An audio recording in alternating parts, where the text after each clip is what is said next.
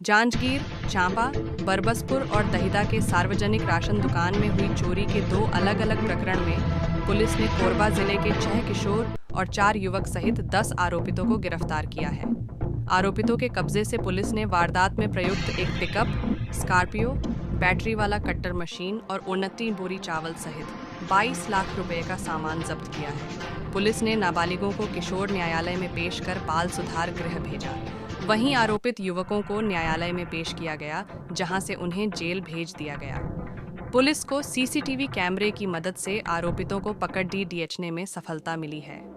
मामला नवागढ़ थाना का है। पुलिस के अनुसार 21 जुलाई की रात्रि नवागढ़ ब्लॉक के ग्राम दहिदा के सरकारी पीडीएस दुकान से अज्ञात चोरों ने दुकान का ताला काटकर चावल चोरी कर ले गए। पीडीएस दुकान के कर्मचारी अमित कुमार कर्श ने इसकी रिपोर्ट थाने में दर्ज कराई।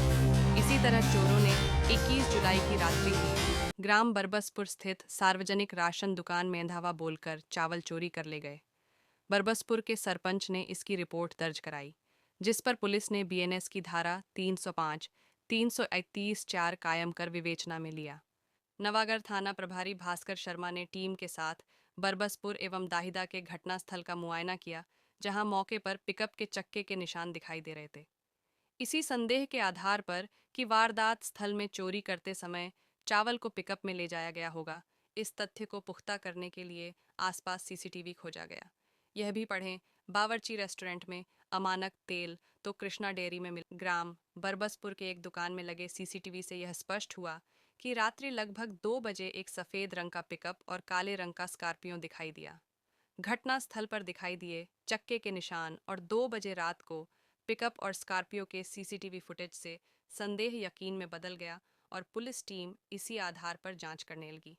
सीसीटीवी फुटेज से आरोपितों तक पहुंची पुलिस थाना नवागढ़ और साइबर सेल की टीम ने लगभग 50 सीसीटीवी खंगाले, जिसमें उक्त पिकअप को बमहनीडीह चांपा होते हुए कोरबा की ओर जाते दिखा।